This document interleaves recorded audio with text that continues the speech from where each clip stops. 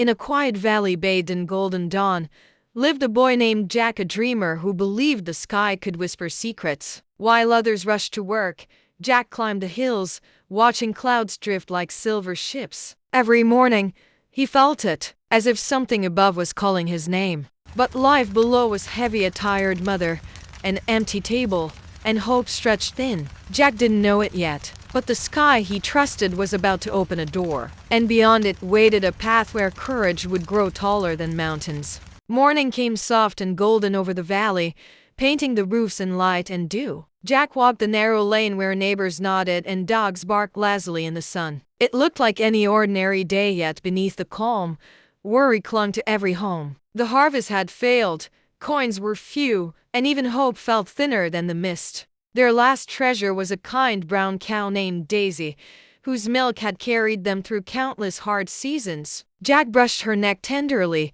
as if she could understand his worry. His mother smiled faintly, that tired, brave smile of those who keep hoping even when hope feels spent.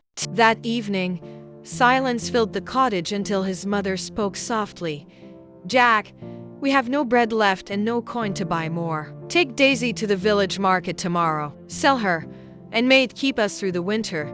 Jack's heart ached, yet he nodded. "I'll bring back hope, Mother. I promise." Jack walked the long road to the market, the air thick with dust and quiet hopes. He was to sell their last cow, the only thing left between hunger and another cold night. But fate, it seems, loves crossroads, for there, waiting on the bend of the road, stood a stranger, eyes like polished amber, smile hidden beneath the brim of his hat. The stranger glanced at the cow and spoke gently. "On your way to the market, boy?" Evan nodded. "You'll sell her for coins," the man said softly. "Coins that slip away before winter ends." Then he opened his palm. "These are no ordinary beans," he whispered. "Give me the cow. Plant these by moonlight, and the sky itself may open to you."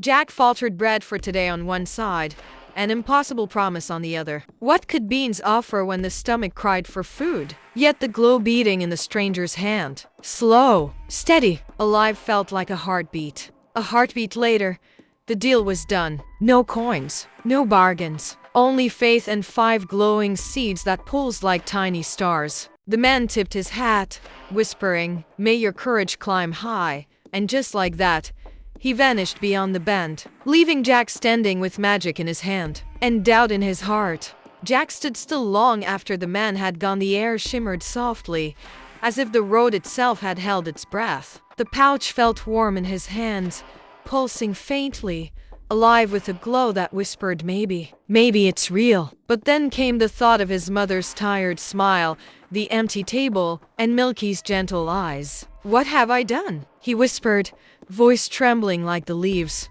The sun dipped lower, painting the fields in honey light. And yet, beneath the ache of regret, something new stirred in his heart, a flicker of hope. Fragile but bright. He didn't know it then, but the world had just shifted quietly beneath his feet. When Jack returned home, his heart was light, but his mother's face turned stormy the moment she saw his empty hands. "Where's the cow, Jack?" she demanded.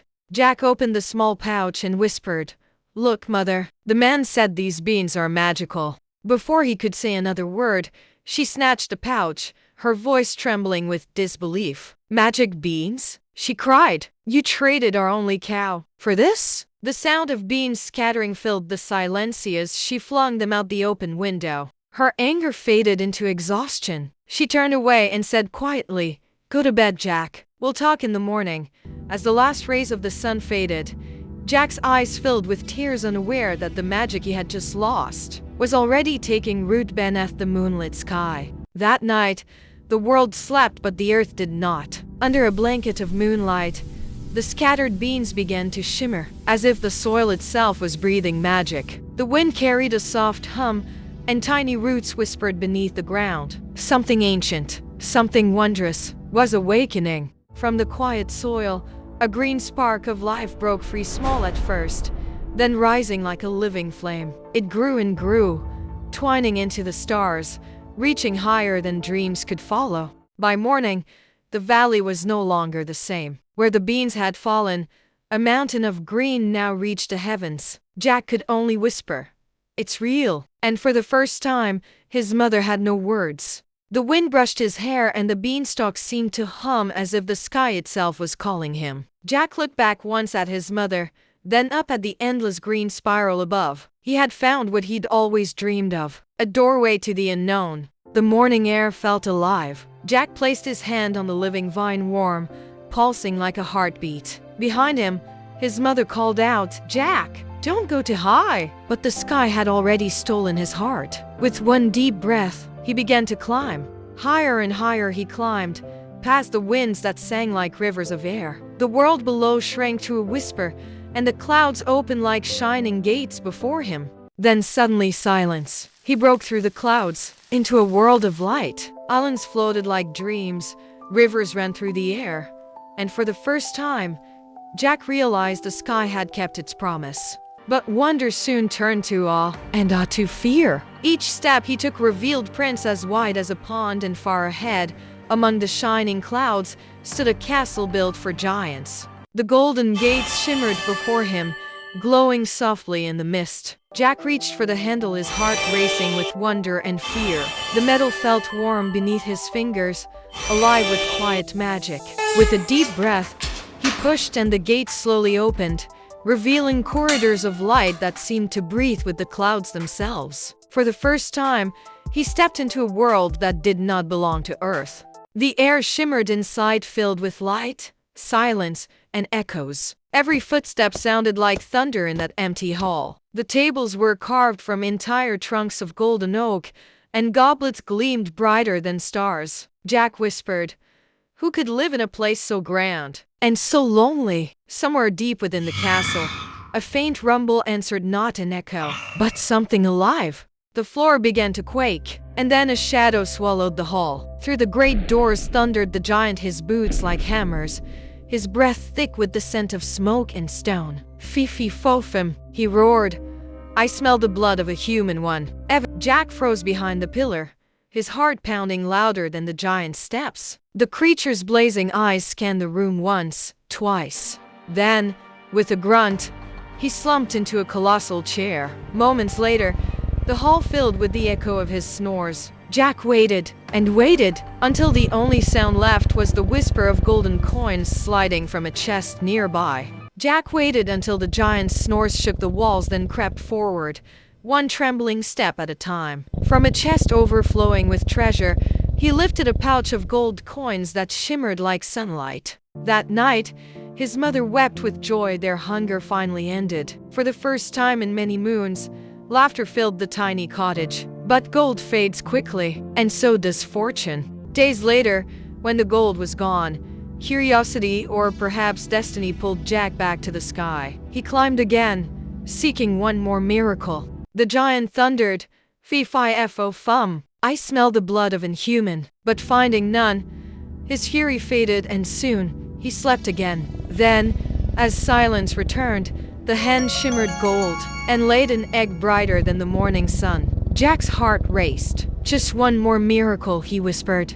At dawn, the little cottage filled with light. The hen laid a golden egg before their eyes, and his mother's tears turned to laughter. For the first time in years, their world felt rich, not with gold. Days passed in peace until the gold began to fade, and a new fire kindled within Evan's heart. Greed had found him. He could not forget the castle above the clouds, nor the wonders still hidden there. So one day, Jack climbed the beanstalk once more, this time, not for gold or a hen, but for the harp of legend. Inside the giant's hall, his breath trembled. The harp gleamed like captured sunlight. He reached out slowly, and as his fingers brushed the strings, the harp began to sing. A voice soft and sorrowful filled the hall, echoing like dawn breaking through the dark. The harp's song echoed through the golden hall, beautiful, but far too loud. Jack's heart stopped. The giant's eyes burst open, glowing like fire beneath storm clouds. "Thief!" he roared, his voice rumbling through the castle walls. The castle shook with fury as the giant roared. "Thief!" Jack raced through the clouds, clutching the golden harp to his chest. The winds howled, the sky cracked with thunder, and behind him, each step of the giant shattered the marble floor. He leapt onto the beanstalk, beginning the most desperate climb of his life. Down, Down he went faster than the wind. The beanstalk trembled beneath him as the giant followed, each step tearing leaves from the stem. The harp cried out a warning, its voice trembling like a heartbeat. Below, the world seemed impossibly far, yet home had never felt so close. The sky trembled as the beanstalk swayed in the dawn wind. Far above, the giant roared, climbing down in fury, his steps shaking the clouds. Jack ran as fast as his legs could carry him, calling out for his mother. The golden light of morning mixed with stormy shadows, and the ground itself seemed to hold its breath. "Mother!" The axe hurried, panting. She brought it to him, her hands trembling. Jack gripped it tight, eyes burning with courage. The beanstalk shook like thunder, and sunlight poured through the clouds, lighting his face like a hero's dawn. With every swing, the beanstalk groaned louder. Leaves whirled, roots cracked, and the wind screamed through the fields. Jack raised the axe one last time, his mother's voice lost in the storm, and with a final blow, he struck the heart of the stalk.